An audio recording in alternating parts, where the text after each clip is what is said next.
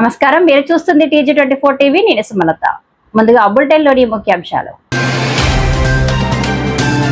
ప్రయాణ సమయంలో రోడ్డు నియమాలు తప్పనిసరి, సూర్యాపేట కలెక్టర్ SP సూచనలు. భూసేకరణ నోటిఫికేషన్ వెనక్కి తీసుకోవాలి, తెలంగాణ జాగృతి అధ్యక్షురాలు కవిత. బాలానగర్ లో మహిళలకు కుట్టు మిషన్ శిక్షణ కేంద్రాన్ని ప్రారంభించిన ఎమ్మెల్యే. చలివేంద్రం ఏర్పాటు, ప్రజల దాహార్తిని తీర్చేందుకు తోడ్పాటు. BRS LP whip MLA KP Vivekanand. మహిళా బిల్లుకు డిలిమిటేషన్ లింక్ చేయడం పెద్ద కుట్ర, కవిత. గుండుమాల్లో ప్రజాపాలన ప్రగతి ప్రణాళిక మండల స్థాయి సమావేశం. తిరుపతిలో మెరిటస్ అకాడమీ జూనియర్ కాలేజ్ అద్భుత ఫలితాలు. ప్రయాణ సమయంలో రోడ్డు నియమాలు పాటించాలని సూర్యాపేట కలెక్టర్ జిల్లా SP కోరారు. రహదారి నియమాలు పాటించేలా తల్లిదండ్రులకు లేఖలు రాయాలని విద్యార్థులను కోరిన జిల్లా కలెక్టర్. జిల్లా SP ప్రయాణ సమయంలో తల్లిదండ్రులు రోడ్డు నియమాలు పాటించాలని జిల్లా కలెక్టర్ తేజస్ నందలాల్ పవర్ తల్లిదండ్రులకు సూచించారు.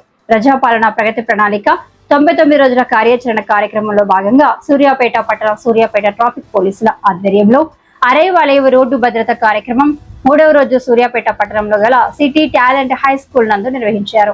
విద్యార్థులు ఇంట్లో తల్లిదండ్రులకు రోడ్డు భద్రత గురించి తెలియజేయాలని, హెల్మెట్ వాడటం, సీట్ బెల్ట్ ధరించడం గురించి వివరించాలని అన్నారు.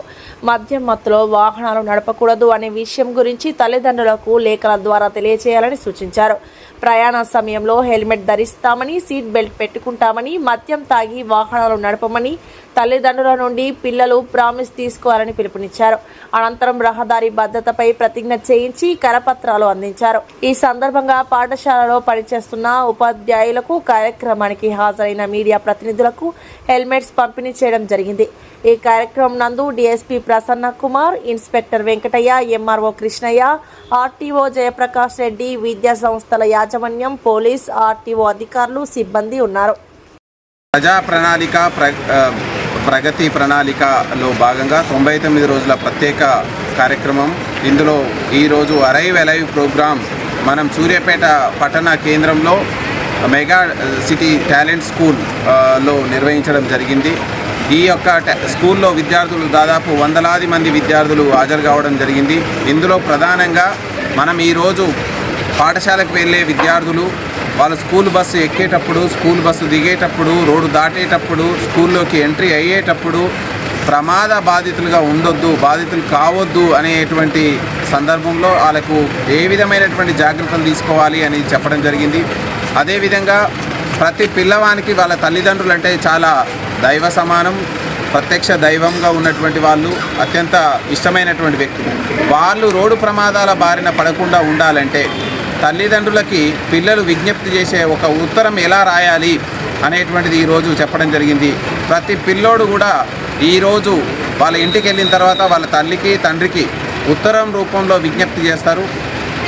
నాకు ఇష్టమైనటువంటి అమ్మా నాన్న, మీరు నేను చెప్పే విజ్ఞప్తిని మన్నించి దానికి తీర్చాలని, అందులో ప్రధానంగా 2 వీలర్ వెళ్ళేటప్పుడు హెల్మెట్ ఖచ్చితంగా ధరించాలని, హెల్మెట్ లేకుండా బైకును వాహనాన్ని బయటికి తీయొద్దని పిల్లలు వాళ్ళ తల్లిదండ్రులకు విజ్ఞప్తి చేస్తారు.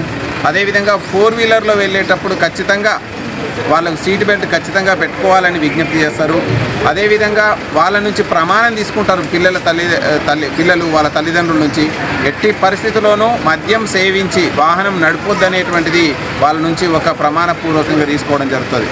ఇవన్నీ అంశాలు కూడా విద్యార్థులు వాళ్ళు స్వయంగా పాఠశాలకు వచ్చేటప్పుడు, వెళ్ళేటప్పుడు, ప్రయాణం చేసేటప్పుడు ఎలాంటి ప్రమాద బాధితులు కావద్దు.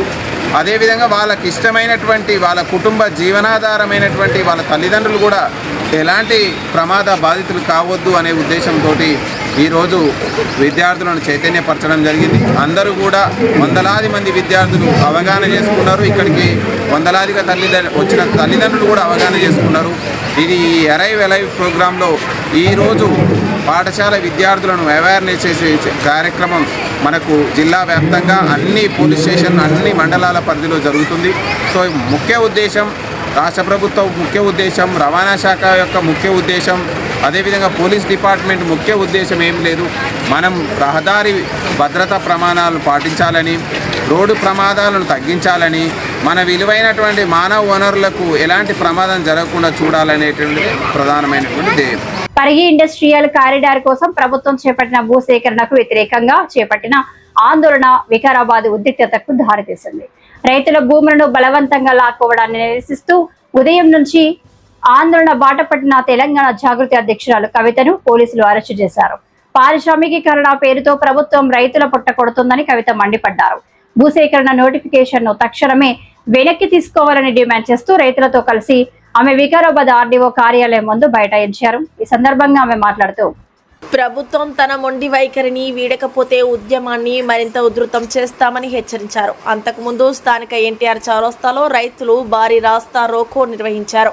ఈ క్రమంలో రైతులు పోలీసుల మధ్య తీవ్ర తోపులాట వలన పరిస్థితి ఉద్రిక్తంగా మారింది. దీంతో పోలీసులు పలువురు రైతులను, నిరసనకారులను అదుపులోకి తీసుకున్నారు.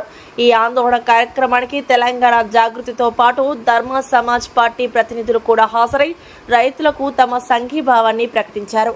వ్యక్తిని నిషాద్ గారి మీద కేసు పెడతానంటే నిషాద్ గారి మీద కేసు పెడతా అంటే రాష్ట్ర వ్యాప్తంగా జైలు మరో పాలిస్తాం చెప్తున్నా.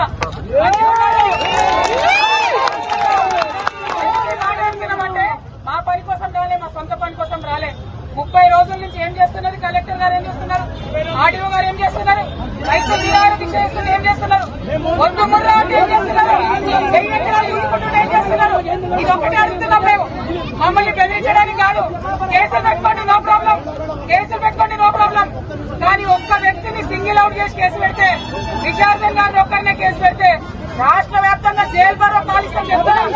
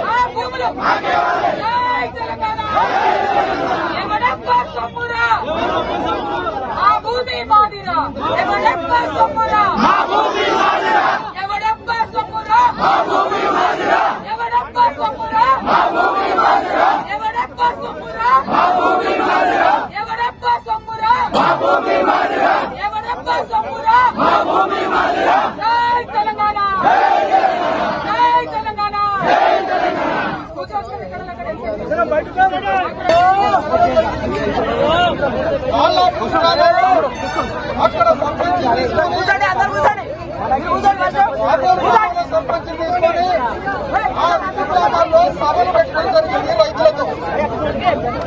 రైతులతో సమావేశాలు పెట్టి వివరాలు సేకరించి రైతులు తీసుకుపోయి భూములు పట్టుకోవడం జరిగింది. ఎంత భూమి తీసుకుంటుంది గవర్నమెంట్? అన్యాయంగా గవర్నమెంట్ 60 ఏళ్ళకి ఇచ్చిన అసైన్ ల్యాండ్ని లావణ్య పట్టాలని మరియు పట్టా భూములతో సహా ఒక్కొక్క గ్రామంలో 600 ఎకరాల భూమిని ప్రభుత్వం సేకరిస్తుంది. ఈ విషయం తెలిసి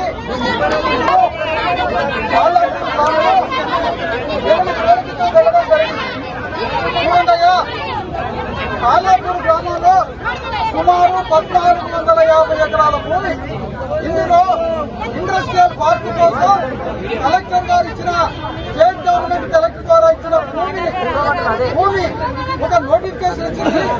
అది ఇండస్ట్రియల్ పార్క్ కి పారిశ్రామిక పార్క్ కోసం భూమిని సేకరించాలని ఒక నోటిఫికేషన్ ఇచ్చింది.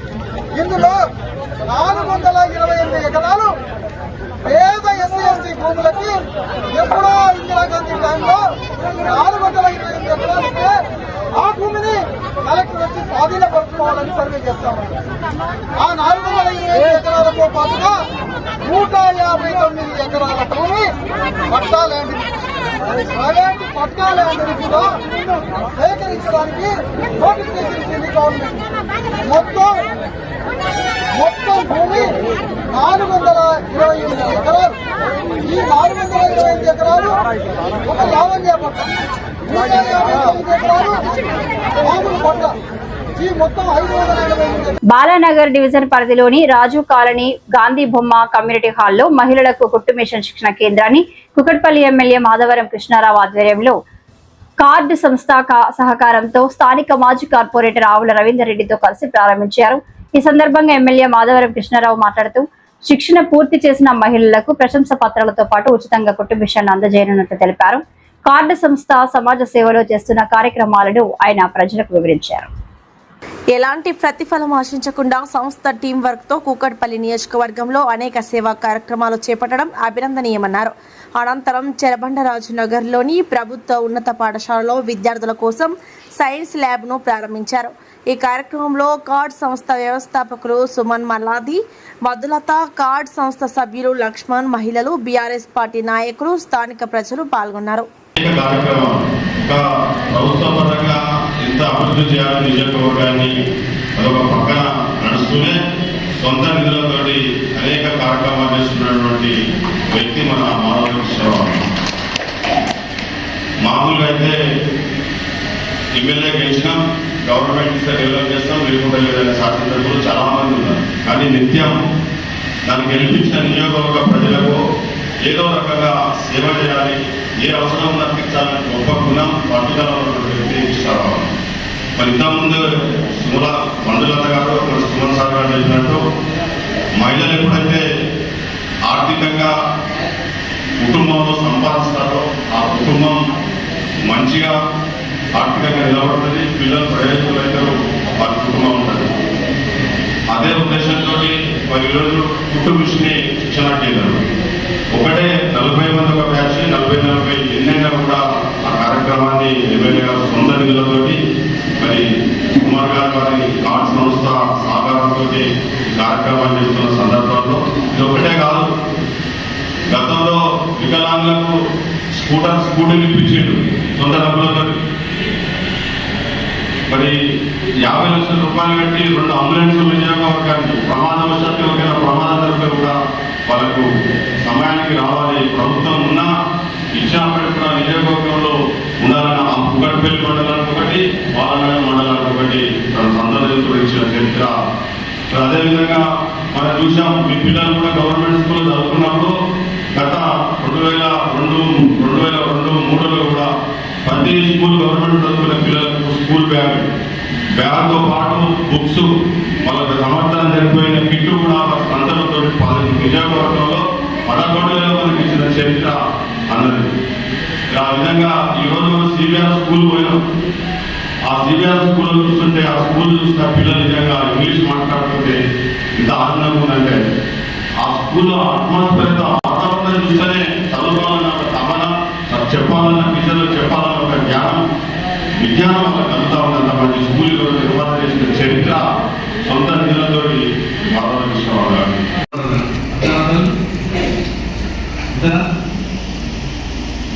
మేము చేస్తలేము, మేము ఉన్నప్పుడు కనీసం ఇంటికి మంచి నీళ్ళు ఇచ్చాం.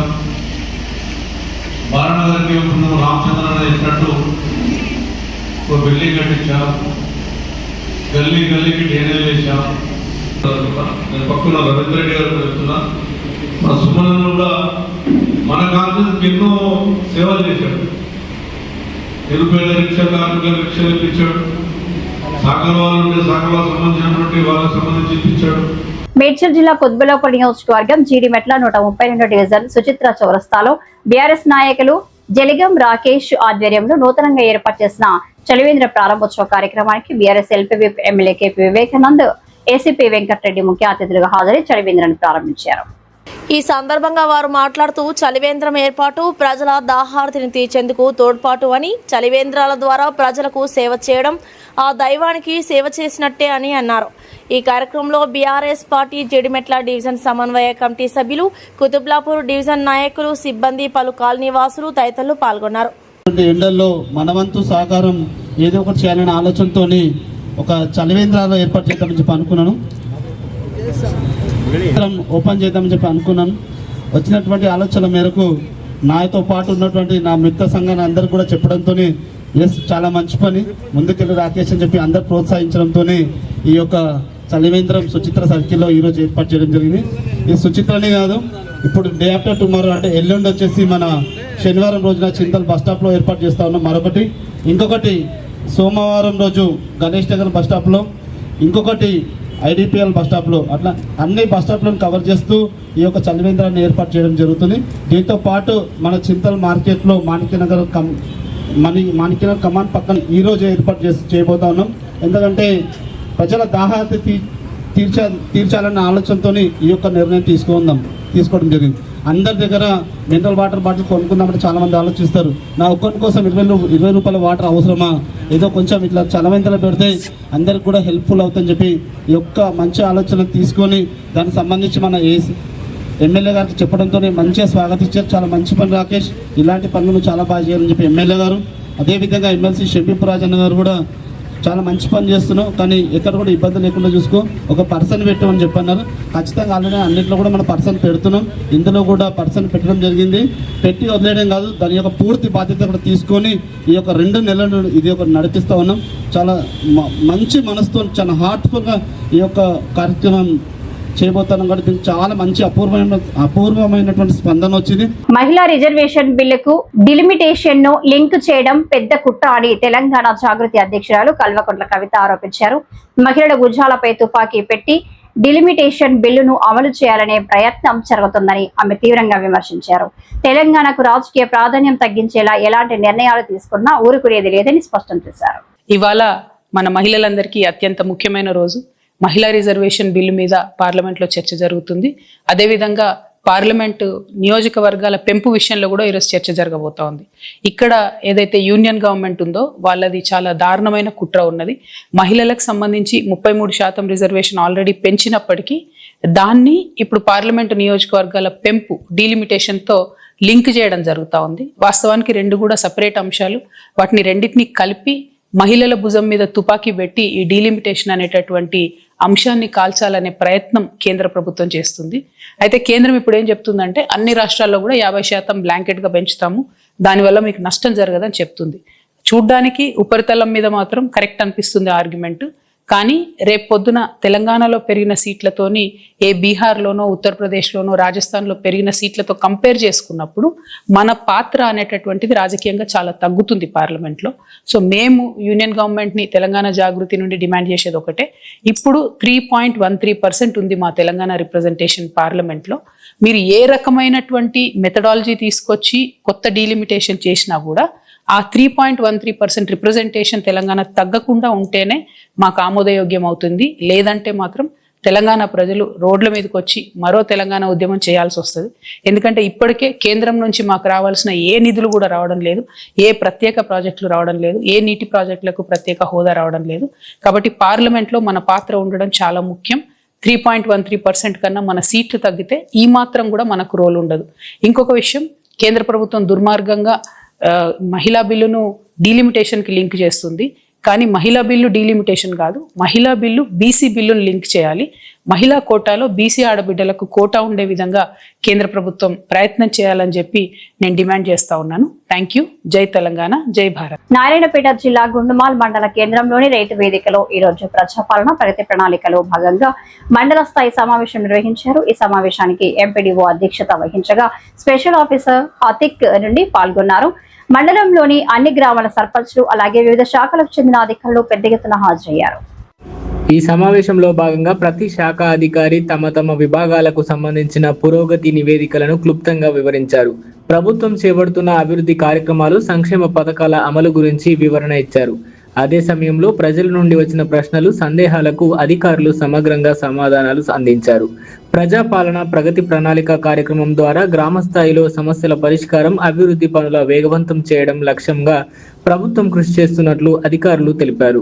ప్రజాపాలన ప్రగతి ప్రణాళికలో భాగంగా ఈరోజు మండల స్థాయి సమావేశం ఏర్పాటు చేశారు కాబట్టి వీటి మండల స్థాయి సమావేశంలోని వచ్చినటువంటి అధికారులు ఈ రోజు యొక్క సమావేశంలో ఎలాంటి అంశాలపైన మాట్లాడి, ముఖ్యంగా ఆ నిధులు కానివ్వండి, ఇక్కడ వచ్చే డెవలప్మెంట్ కార్యక్రమాల భాగంగా ఎలాంటి విషయాలలో ఇక్కడ వచ్చినటువంటి సర్పంచులు కానివ్వండి, అదేవిధంగా గ్రామ ప్రజలకు ఎలాంటి సమాచారం ఇచ్చిన విషయాన్ని అదేవిధంగా ఇక్కడ స్పెషల్ ఆఫీసర్ వచ్చినటువంటి సార్ గారి దగ్గర ఒకసారి అడిగి తెలుసుకునే ప్రయత్నం చేద్దాం.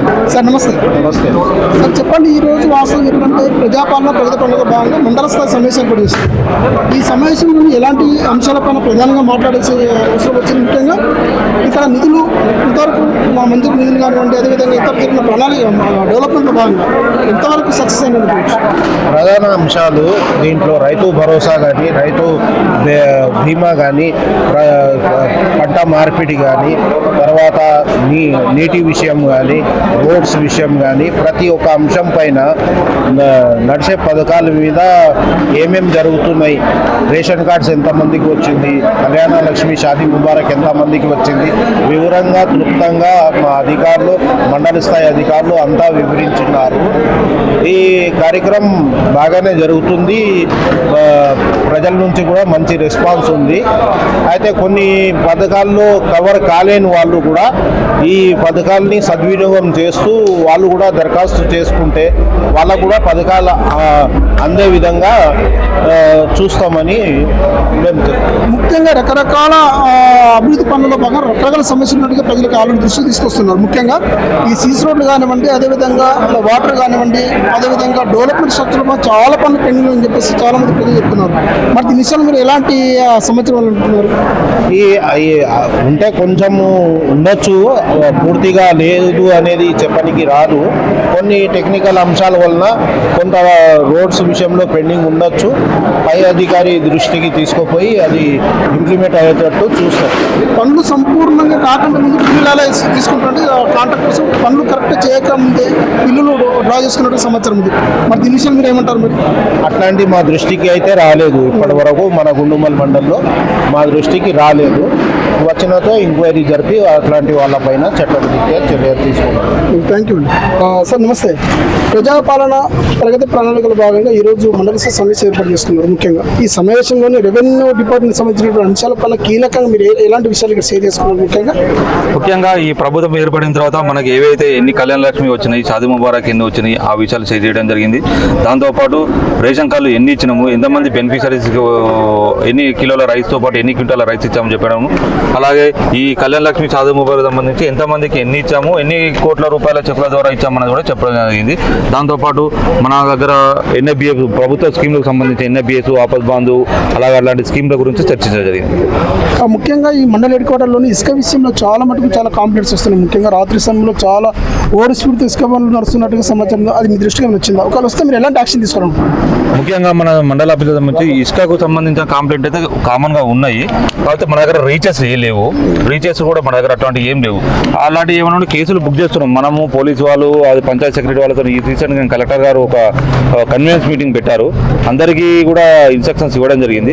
అలాంటివి ఏమైనా ఉంటే పోలీసు వాళ్ళకు డే పూట అయితే మేము ఉంటున్నాము 6 గంటల 7 గంటల వరకు మేము చూస్తాము. రాత్రి పూట పోలీసు వాళ్ళతో కన్వీనెన్స్ ఏమైనా అయినా కూడా కేసులు బుక్ చేయడం జరుగుతుంది.